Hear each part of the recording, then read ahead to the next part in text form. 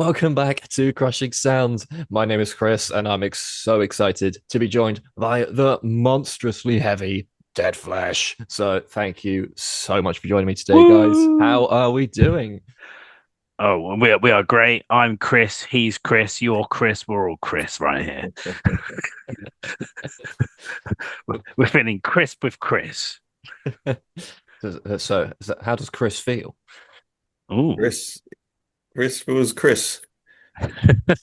Chris is Chris is all. Is that like an inception of Chris? Like Chris within a Chris? Chris within a Chris. Chrisception. It's Chrisception. That in Okay, itself is a new film for Nolan right there when he's ready. I I mean, think he's got the perfect name for it. I think that is the quickest this has ever degenerated. As,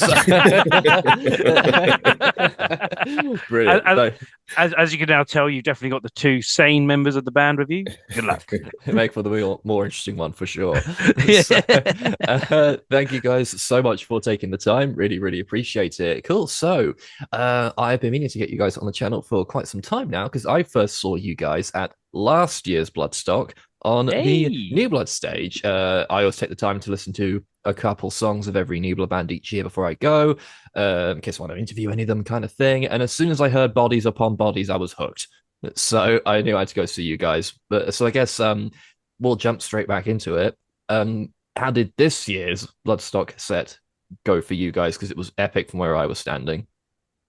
Well, if it's epic from where you were standing, that's all that matters. I mean, it But felt pretty good. It was a uh, lot of it, fun, that's for sure. yeah, it was definitely great fun, and it also helped that Chris had a good idea, which was the we should Yeah, probably thanks for not. that idea, Chris. Appreciate it. Yeah, the best idea, which was then not do what we sometimes do, which is we rock up on the stage and be like, ready, ready, you ready, you ready. Hmm?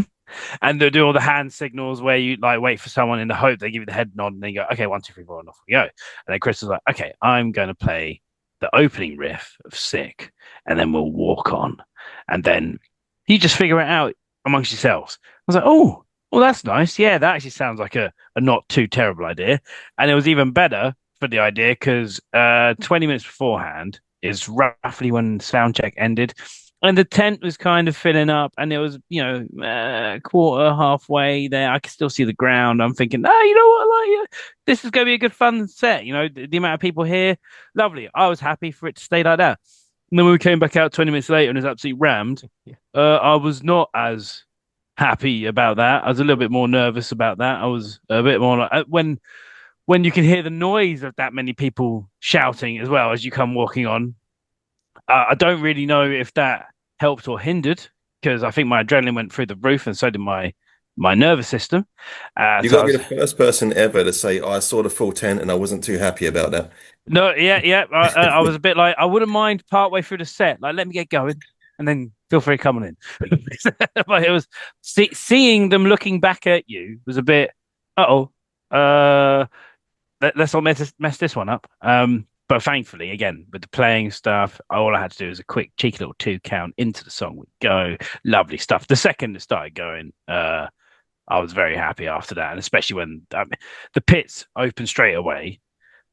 Our first ever crowd surfers, so immediately that's also something that I'm just clocking, looking, noticing, watching. Is I feel like I'm watching them more than watching me by the end of the set, but it was absolutely amazing, and everyone seemed to be so up for it that it made it so much easier to play a set that could have been very nervous.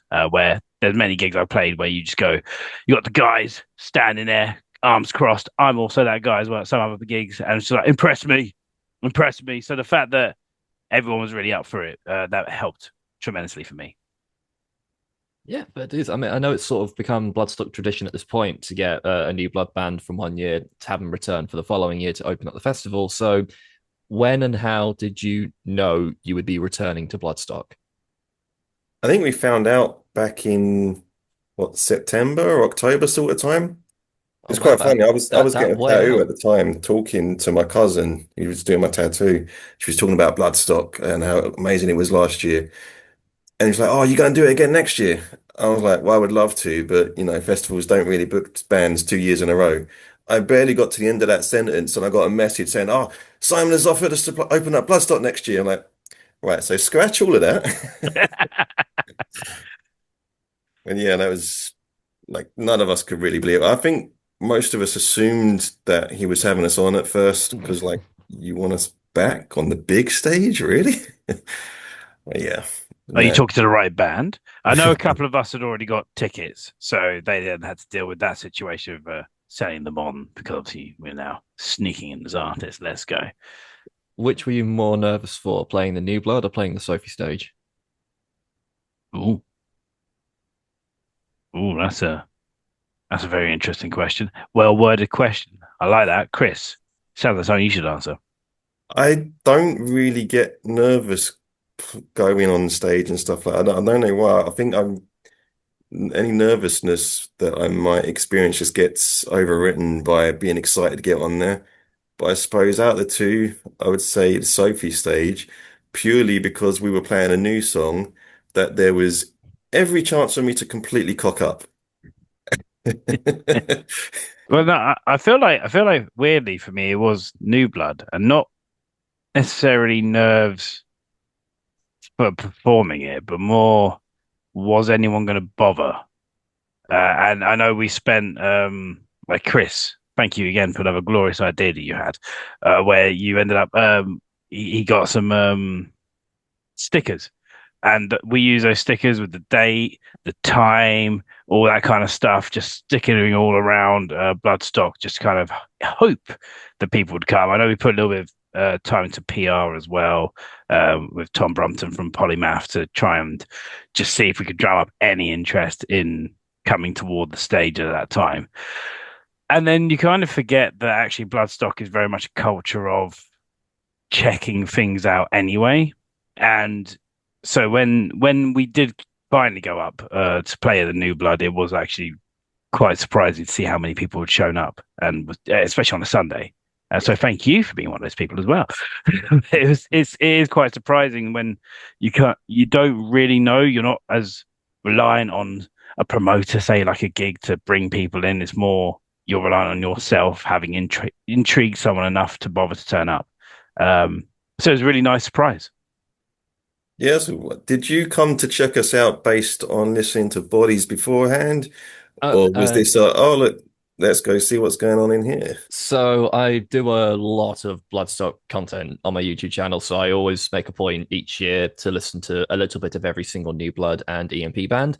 And basically, my criteria of which one I'm going to check out is which one like stands out enough that I remember having listened to their music. Basically, so your EP, I remembered like I was hooked on that straight away. So I was like, oh, absolutely Dead Flesh are on the list. I'm going to go check them out. Basically, Amazing. Thank you. no worries. Yeah. I always get sort of a New Blood and Sophie stage second wind on the Sunday every year. I always just avoid the main stage because I'm too knackered for that shit. I just go check out some cool underground heavy metal, you know. You um, made a wise idea with that because I always, every time, and I'm an idiot for it, is I get too excited for whoever's on main stage. I end up that, even if it's not necessarily a band that I would think I'm interested in when I listen to it at home, but there's something about the headline band of any night. I'm like, I accidentally find my way down the front. And I think, oh, this would be a great place. I mean, I was looking forward to Machine Head this year, won't I? mm, So I was thinking, oh, this is going to be good fun. But forgetting, like I had a couple of years ago at Lamb of God, that people love a crowd surf. And Yeah. when you get that close, you are just merely going, yeah, yeah, whoop, sorry, mate, off you go. Yeah, yeah, whoop, sorry, mate, off you go. Oh, bloody hell. Yeah, sorry, mate. Oh, yeah, that's what you do. It's just a workout for an hour and a half. No, I'm going to boot in the face is part of the fun of being down the front. Ugh. So, yeah, so that's my mistake that I constantly make. So you're right on a Sunday not to do that because I did it again for Gajira. oh, I mean, he couldn't not be in there for Gajira. That was that 1-2 punch of Macedon and Gajira was fucking phenomenal. Absolutely loved it. Speaking though of your original appearance on the New Blood, did you? Am I right? Did you guys win the London Metal to the Masses? Was it? It was Hitchin, like about an hour north of London. Okay, okay, cool. So what's the metal scene sort of like in your neck of the woods? We have a really good metal scene up here, to be honest. There is far too many decent bands around here, considering like who no one knows what Stevenage or Hitchin is. Yeah. Like before I moved here, I didn't even know there was a venue here, and I moved here what 8 years ago, and suddenly there's just a million incredible metal bands. from around here. Like all of us were just absolutely blown away that somehow we won, considering the competition we was against. One of It, those bands actually was playing Bloodstock this year as well, called Lowdown. They were in Oh, the of final as course. well, and so when you're watching what they do, and you're like, "Well, that was incredible," so you just kind of see me. Well done. So it was crazy when we got called for that as well. But then, like I think reiterating what Chris is saying as well. What I think is nice about the scene here is it's not just all the same genre of good bands. Like there's vastly different things you can find. A whole bunch of doom metal that I'm not into, but like they're really good at what they do. Then you find Countless Skies, which I am Oh, thoroughly into. brilliant. Yes, absolutely Brilliant into. band. Love that stuff. And then Praetorian, who I also thoroughly enjoy as well. And then there's also a band that mesmerized me at Bloodstock this year. And even though they're from around our area, I've seen them once before. But Orm, Oh, yeah. I was very much they managed to meme me because of the fact that I was just stuck in a trance. I just put their singer put a pretend cigarette in my mouth because I'm just standing going whoa as I tried to figure out what the drummer was doing because it just had me in a trance. But with whatever they're doing, because they play drone, I didn't even know it was a genre until they started playing it, and I was just like at first baffled, and then it grew into what's happening right now, and then it grew into I have no idea how they're doing this, and then I was mesmerized. So yeah, it's just a wide berth of all sorts of different bands around here. So North Art scene, Club 85. You should go to Hitchin just for no reason whatsoever on a metal night, and you'll find a bunch of great bands. what did we have, like seven hitching bands at Bloodstock this year, was it? Something like that? Yeah, I think it's something like that. I know one of the guys who works on the Mel to the Masses stuff, he posted about the fact that you can go check this band out. I mean, the this year's band that won it, Head Count, they were there too, obviously, as well, and they were unbelievable. This year, other than yourselves, obviously, were there any like band highlights that you saw at Bloodstock? Other than me coming in at number Well, I mean, the one. experience of playing it is obviously going to be a highlight. Yeah. I mean, Wait, cage fight Saturday morning, getting everyone moving. yeah. Cage Fight went Perfect well out band to for have him. breakfast to. Got their shirt straight away because that looks great too. Yeah, no, they were brilliant. Who I know Friday.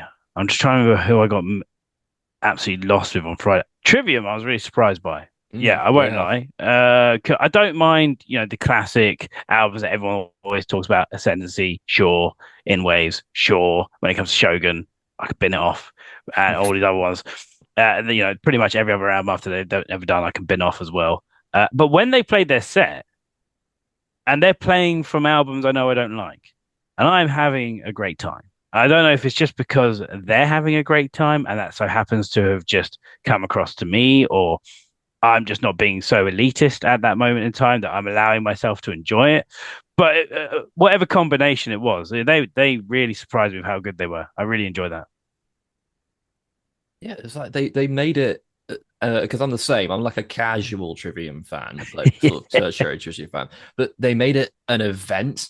Like it's like you're not going to Yeah. see this show just on any other tour. This is like a one-time thing with lots of bells and whistles and special moments. And I thought that's what you should be doing as a headliner of a festival. Yes, and the bit I thoroughly enjoyed, as much as I don't mean to throw him on the bus, but here we go. I know what you're gonna say. It, I know where this is going. yes, I know where this yes, is going. yes. I forgot his name, even though I always watched Emperor since forever. But it was so funny to watch him be so excited to say "In Waves" And he got it and come wrong. in at the wrong time. He flubbed it.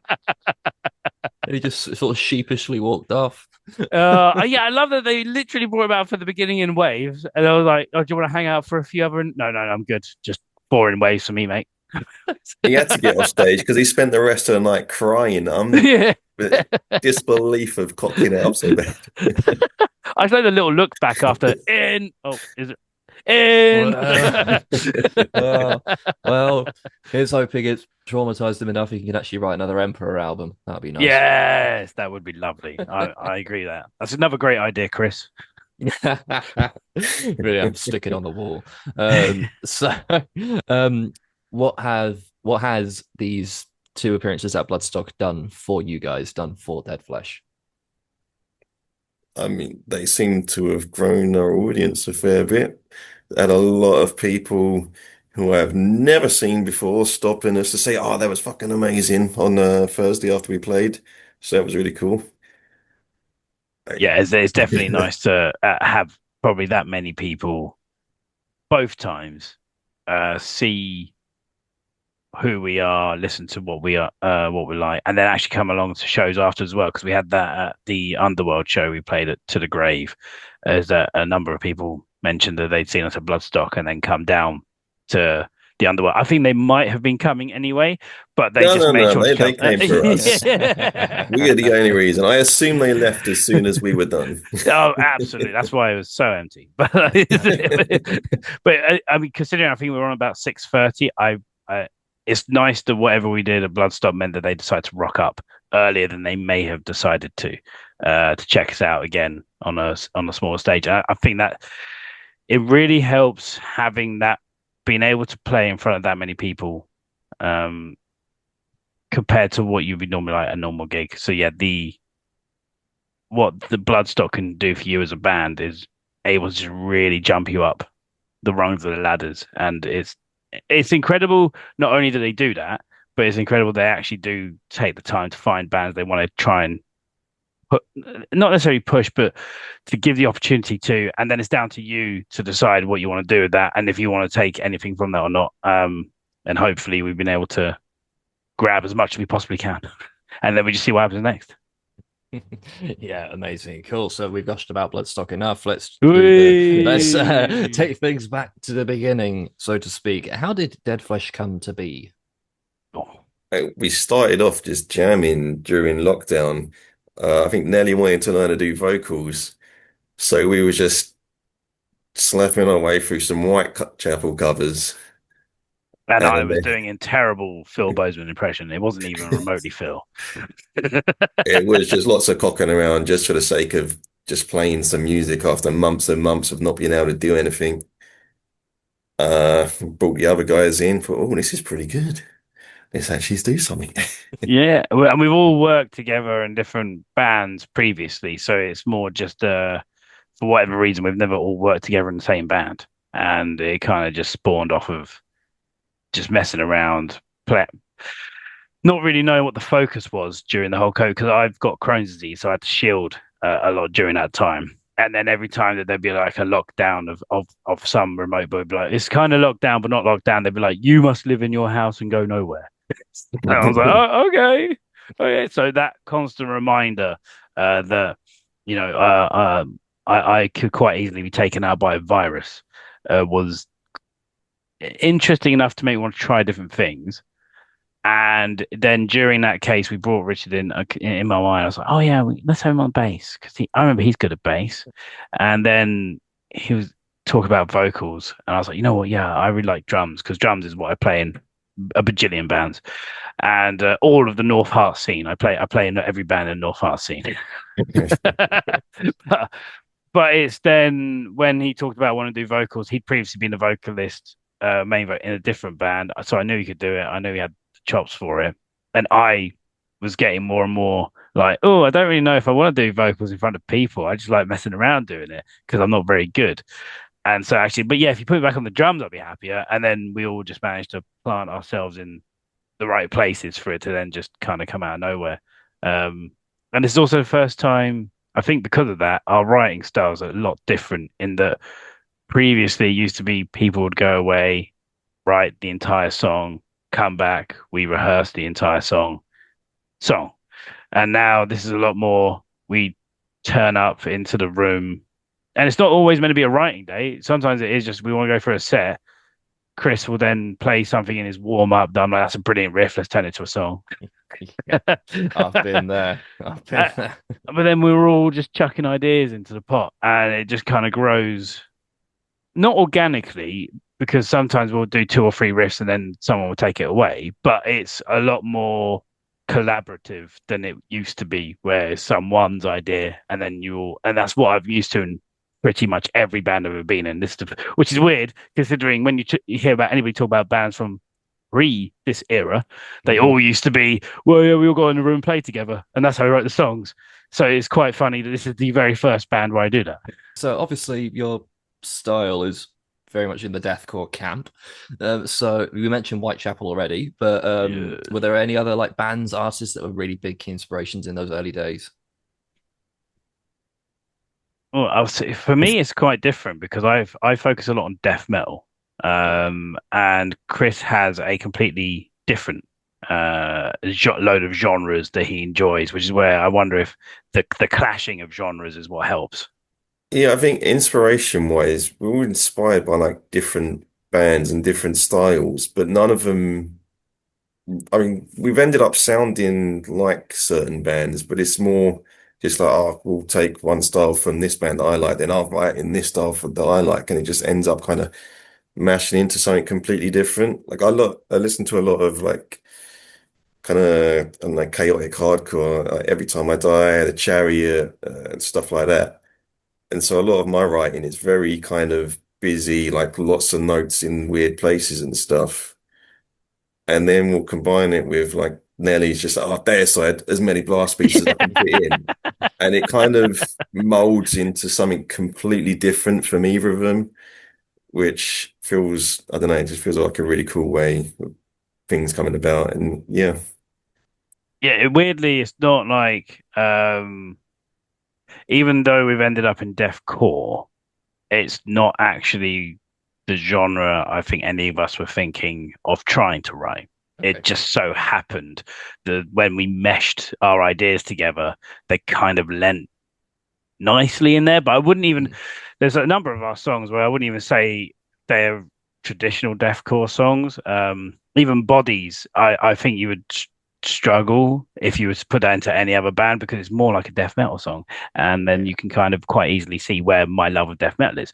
But it is even then the riffs, they do their own thing and they're not all doing the traditional chug, chug, chug, chug, chug, which is what I'd also expect from those kind of stuff. And then Chris goes off on a tangent, writes a lead over the top of it for no reason,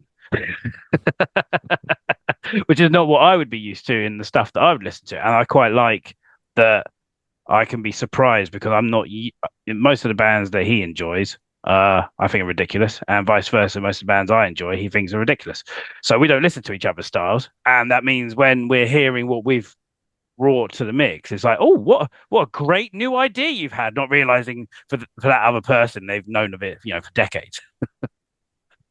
Fair enough. Yeah, love that. Love that. Yeah, I always thought like Bodies was I was thinking this could be like a bloodbath song or something. Ah, now you're talking my language. So if someone were to ask you like what style of metal are you, would you go for deathcore?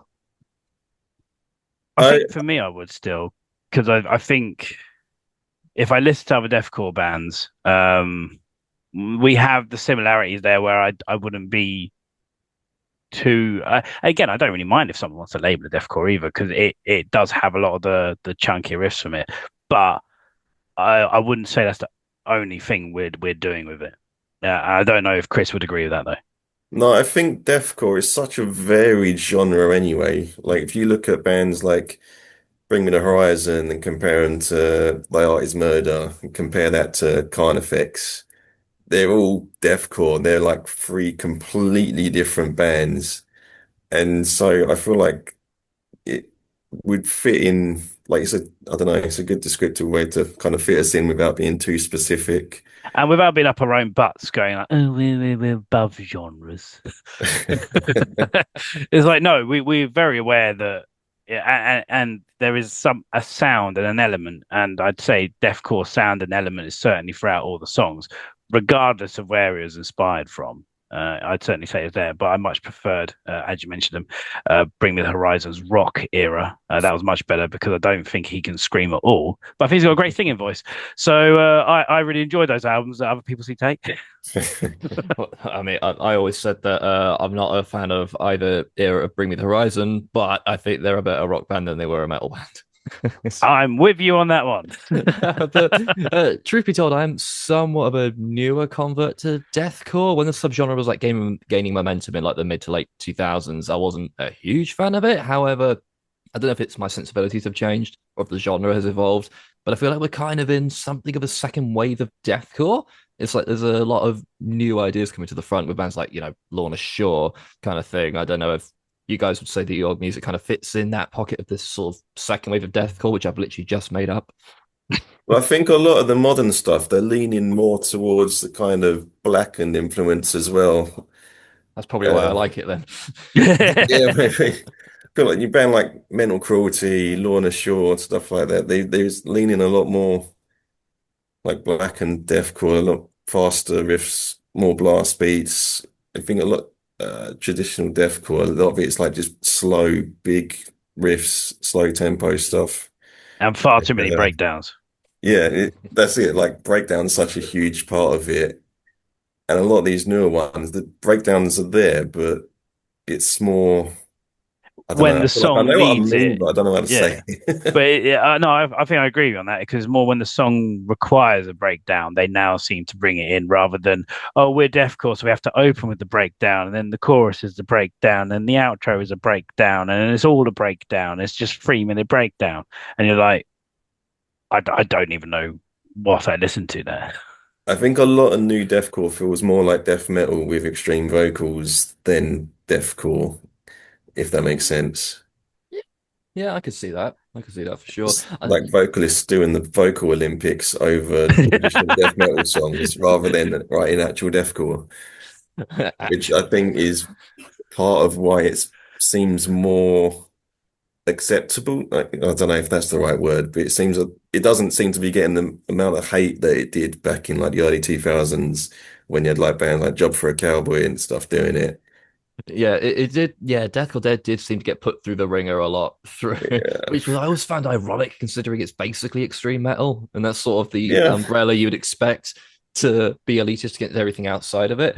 Which is I was always like reluctant to really rag on the persistent breakdowns in deathcore because I'm a huge power metal fan. I'm sure they'd say the same about me and catchy choruses because they're Oh, just all over the place. don't you worry, I am there for that too. Give me some Blind Guardian, let's go. Oh yes, Nightfall in Middle Earth, one of the best Yeah. albums ever made. Yes, now we're talking. But no, but there's also that's another band that actually impressed. I say another band that impressed me this year. Bloodstock, going back to Bloodstock because we can't stop gushing over it. Yeah, why the hell not? Is that German band on the Sunday? Fire Schwanz. Yes, yes. I was walking off to see another band, had zero interest in watching them at all. Got to the Donut Shack, and then I started hearing. I think it was Valhalla, Oh or it yeah. wasn't Berserker Mode just yet because that's the one that really got me. But I think it might have been Valhalla. And I was just kind of going, okay. And I'm still walking toward New Blood because I think that's around time Headcount I'm going to be on. And then I just stopped. And then Berserker Mode happened. And then I went in. I was just like, okay, I have to check this band out. Yeah, I just assumed they were like a epic folk power metal band, which they kind of are, but I was not expecting what I was about to witness because then they played Nightclub and I looked at my brother and went, "What the fuck is going on?" Yeah, and I also thoroughly enjoyed that as well. Yeah, it was ridiculous, and I loved it. So yeah, they are now already doing quite well on my Spotify on repeat, and I won't be surprised if only after a few months worth of listening they make into my top 100. Fantastic. Cool. So obviously out at the moment, you guys have your EP Dehumanized. We've alluded to it a little bit. Am I right in thinking that you guys worked with Justin Hill of Sick for that? How Certainly the did. how the hell Yeah. did that happen? I shot him a message and he was like, fuck yeah, I love you guys. Let's do it. I've been waiting for you to message us. Why aren't we already in the studio? You had me hook, line, and sinker there. No, I have no idea. Nelly? Yeah, so it probably helps that off the back of a previous band me and Chris were in with our resistance. We end up working with him and we got in contact with him. He just happened to be cool enough to work with us. That all then stopped.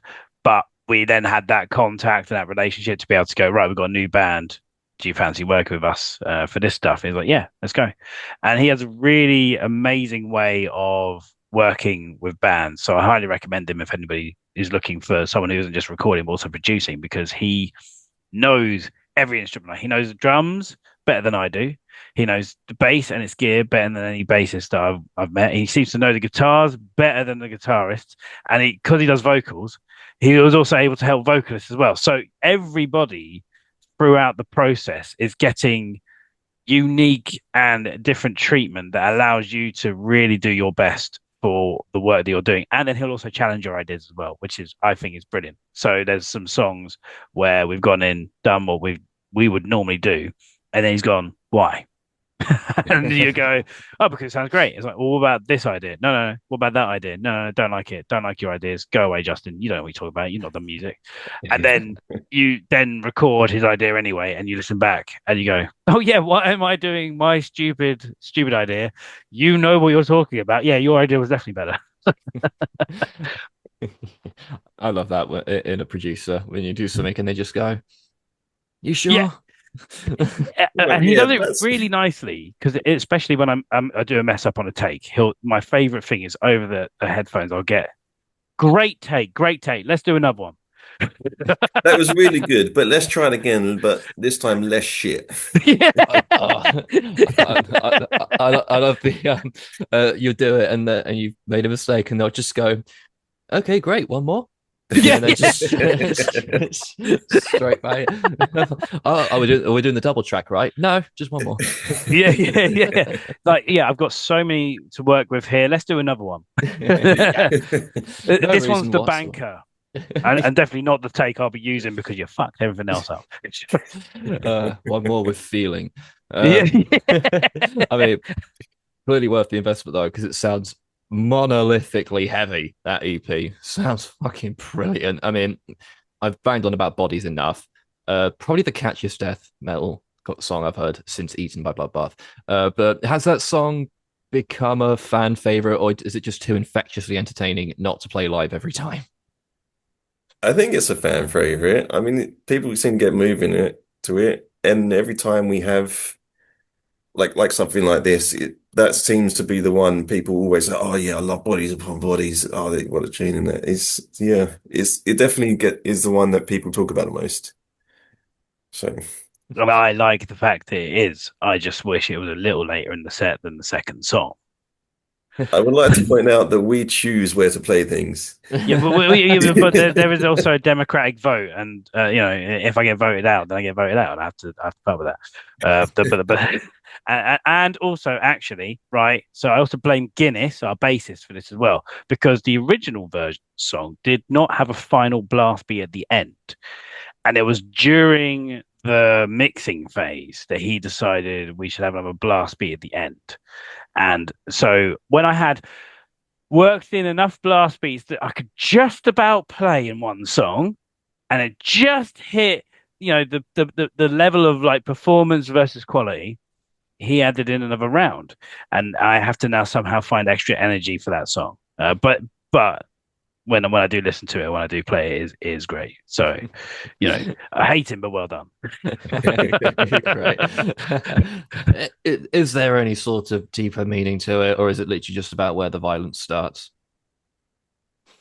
So there is a deeper meaning to it. That one. This is one of the few songs I know about, so I can actually talk about that. So it's during. I don't remember a couple of years ago. We had the whole protests, and then the Conservatives are very interested in not allowing protests to continue anymore. Yeah. So Speaking that as a was around. Bristolian, I'm all over that shit.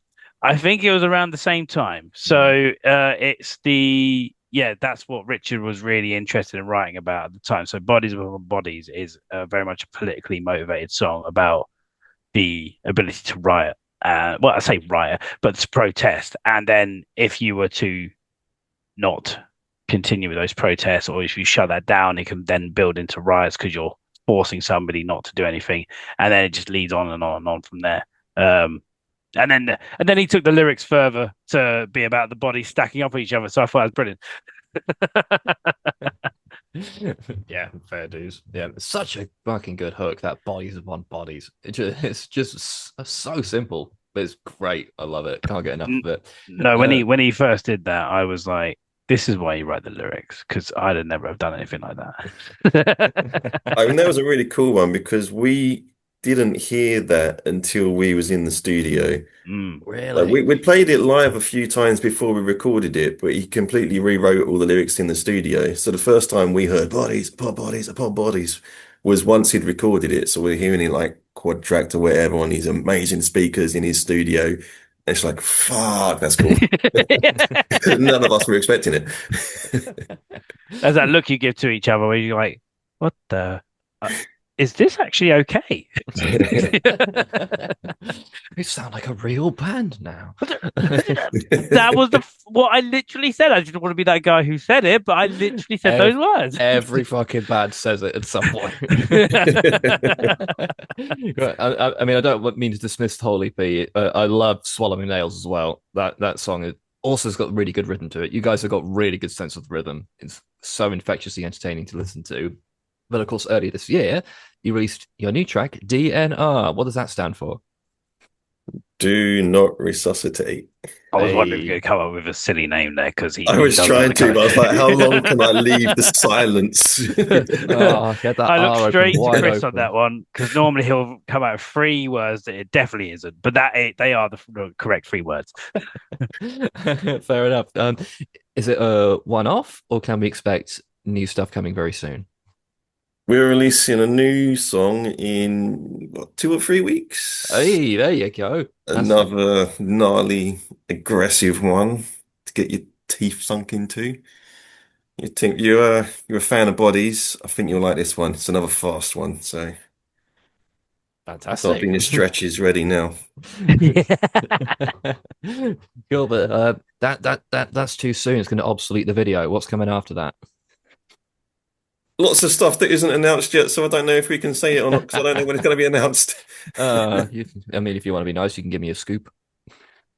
Uh, I'm joking. I'm joking. Don't say I want to, but what it. can I get away with saying? I It's that guarantee glorious. whatever I say will suddenly be cancelled, and I'll look like an idiot when this goes out. I promise I'll edit it out, but you can tell. Yeah. Look, it's that glorious case of all the admin needs to be signed off, and you're just waiting for that right piece of admin. And we know that our manager Joel watches all these. Hi, Joel. Please, and we just know he'll watch all this way through. And if we say anything where he isn't happy enough that it's booked in, he will find us and he will beat us. I mean, feel free to give me my first ever YouTube's takedown strike. I'm going to hang it on the wall. Why the hell not? Get it in a frame. I'm a proper YouTuber now. Yeah. Yeah. Any involvement from Justin on future music, or was that just for that one? He's going to be around for a minute. So Is that we've got some more singles lined up for a little way down the way. Just not sure when we're going to put them out yet. So, keep an eye on the socials and what have you. But you'll be happy to know Yeah. that spoiler alert, Justin is involved. sweet? Brilliant. It's going to sound just as monolithically heavy. Love it. He is just, I don't know what he does or what he eats, but he has the right diet to allow him to create this kind of monstrosity. Coffee. Coffee. Remember what he's like when we're there. I've He never had absolutely so loves much it. coffee in my life. It's amazing. He has the craziest coffee machine going. I'm sure for everybody else, it's a normal coffee machine. For me, as someone who doesn't drink coffee, it was an unnecessary amount of machine to make a coffee. I mean, my brother is a absurd coffee snob. He won't mind me saying. When I went round his flat, he was like, "Oh, do you want something to drink?" I went, "Yeah, I'll have a coffee." Took 20 minutes to get the coffee. Well, I'll give him credit where it's due. It's the best cup of coffee I've ever had. So, you So know, worth the 20 minutes. so then I went and bought an AeroPress because I'm not that ridiculous. Yeah. That's because you're not silly. Gig wise, have you guys got anything planned for the rest of the year? So This is this is another where it bit of falls forbidden back into fruit. Yeah, oh, this is a bit like we got stuff coming Well, I don't think we're allowed to say it yet. So we're gonna be the most disappointing answer you'll ever have on here. Like, This interview's a What? write-off, isn't it? Well, see, what's been really funny is the previous interviews we've done, we didn't know if we were definitely doing a single. So you're the first person we've definitely told we now actually are and have a date for it. But we had gigs. And now we're doing the reverse where we're going, we can't tell you a date, but we can tell you there's a single.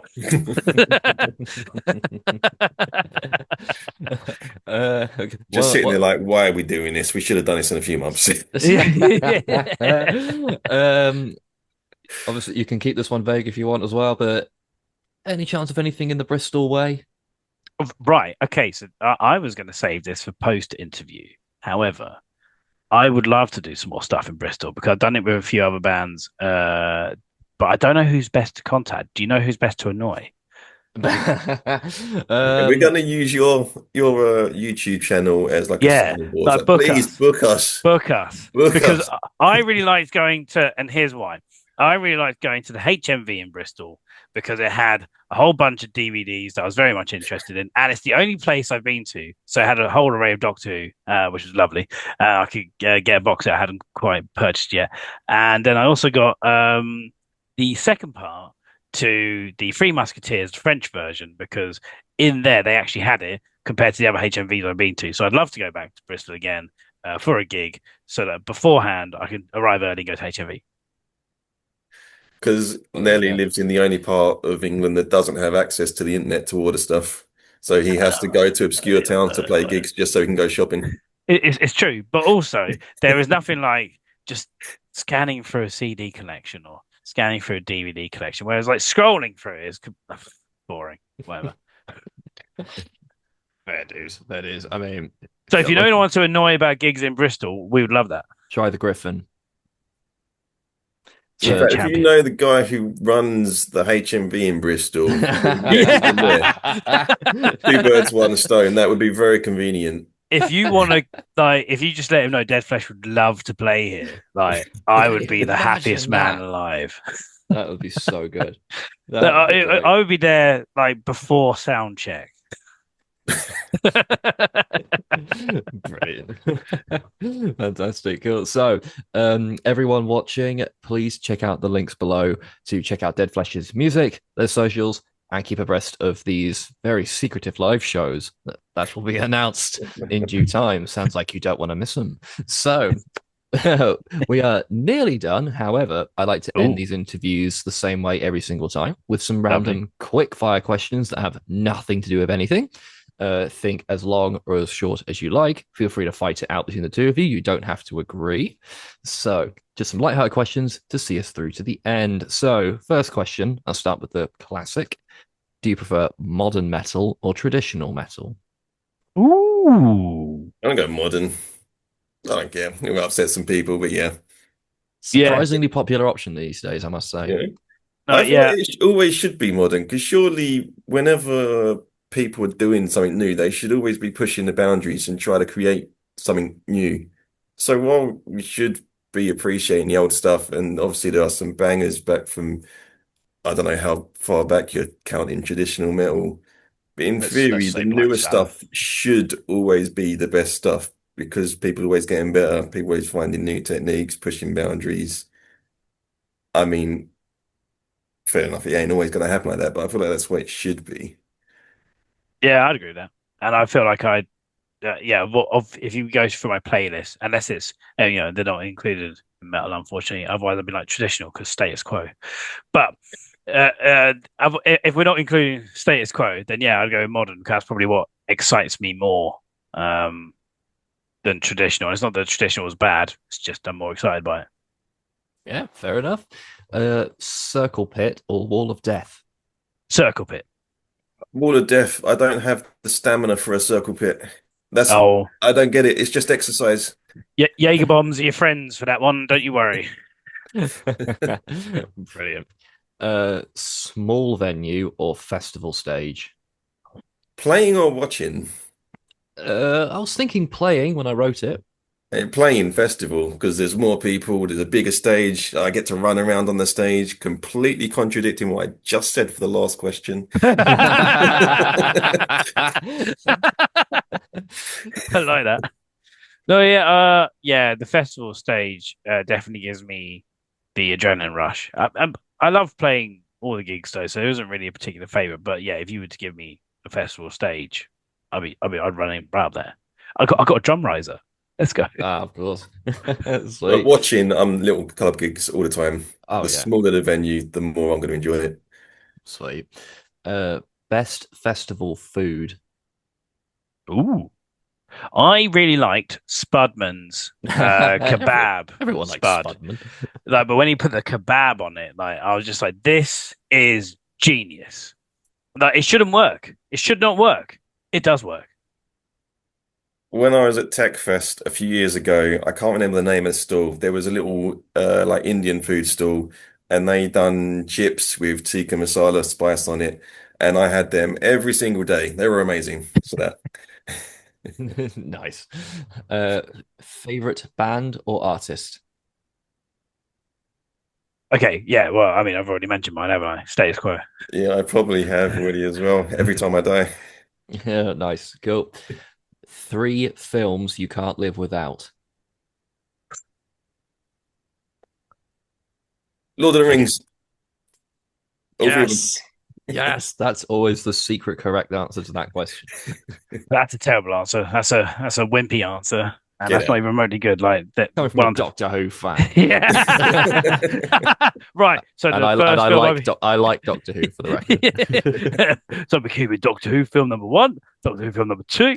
No, I think mine would be Die Hard, Bill and Ted, the first one, and um, oh, I don't know what the third one would be. Oh, there's just an assortment of good stuff there for that last film. If I was just watching regularly, because those two I watch quite a lot. Like if they come back on again, I always catch myself watching it. What would the third one be? Oh, that's you've stumped me. It'd probably just be those two on repeat, and the third film would be an amalgamation of the two. The third film is watching them both on dual monitors at the same time. Yeah, yeah, yeah, Die and Ted. yeah. Bill Hard. Bill That's a Oh, Hard. Bill very different Hard. Yes. Oh, Oh, oh I'm there for Bill I Hard. tip my hat to you. That was way better than mine. Um, next one. Spicy or mild? Spicy. Spicy. Hell yeah. Summer or winter? Whichever one I'm not currently in. I spend the entirety of summer complaining that I'm too hot and I want to wear my long sleeve t-shirts and nice comfy hoodies. Yeah. And then as soon as it gets cold, it's like, "Oh, I want to wear my shorts again. I want to wear my vests. What's going on?" Look, I like winter because the sun is not up for as long, so it means I can sleep better during the nights. So I'm very happy with that. But I hate having to pay for my heating. And then in the summer, I thoroughly enjoy not paying for my heating, but I hate the sun because the sun hates me and likes to burn me a lot. And I have really expensive sun cream at the moment because apparently I now react to chemical sun cream. So I hate the summer as well. So it's just lose lose. That's reasonable. Performing or recording? I don't know, because they're both really Yeah, fun in completely different ways. Like the yeah. adrenaline from performing live is like there's no feeling like being on stage, but it's over so quickly.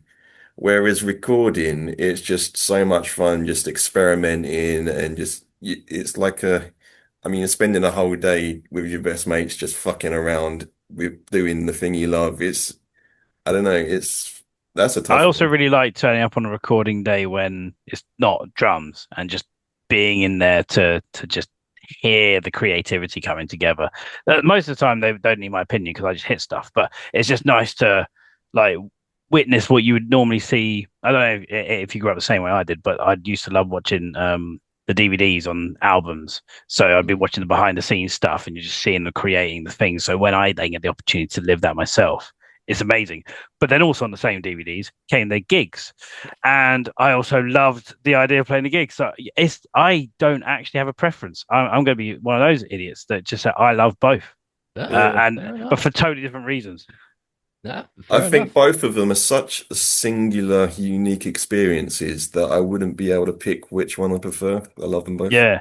They both have given me like because you still get the adrenaline rush over an idea in a recording, especially if someone goes, "What about this?" and you hear them isolatedly recording something like, "Oh, I don't really know," and then you hear it all together, and you're like, "Oh my god, that's the best idea I've ever had."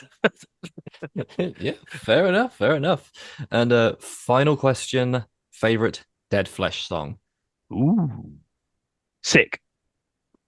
Uh, I was gonna say sick as well, Ah, but beat you I'm to gonna it. cheat and say an unreleased one. Ah, there you go. Yeah, no, Happens I every damn reckon, yeah, time. I reckon sick. It's a fun one to play. It's got some really cool riffs. It's got lots of different style of riffs in it. There's a Yeah, big section where it's just me, just doing my thing on my own, making it all about me for a bit. It's a fun breakdown. as it should be. No, it's just all in all, it's just really fun to play. That and it's follow. I'd say close second. Um, with DNR for me rather than bodies, even though I would expect bodies to be higher normally. But I love the end of DNR because I just wail away on the China. I don't need to worry about any kind of technique. It's just how hard can I hit Fantastic. Cool. So that's all I've got. Thank you so much, guys, for joining me today. It's been an absolute pleasure. And thank you for having us on. It's been fun. No, yeah, and thank you as well. We appreciate the fact that people even notice who we are. So it's really nice that you even asked to have the interview. Ah, no worries. Anytime, anytime. I'll reiterate for people watching, please go check out those links below to check out Dead Flesh's socials. Get excited for an upcoming show potentially near you. So Woo! I've been Chris from Crushing Sounds. Thank you both for joining me. Thank you all for watching. Go listen to some amazing heavy metal. And status quo. Bye. And I'll see you in the next video.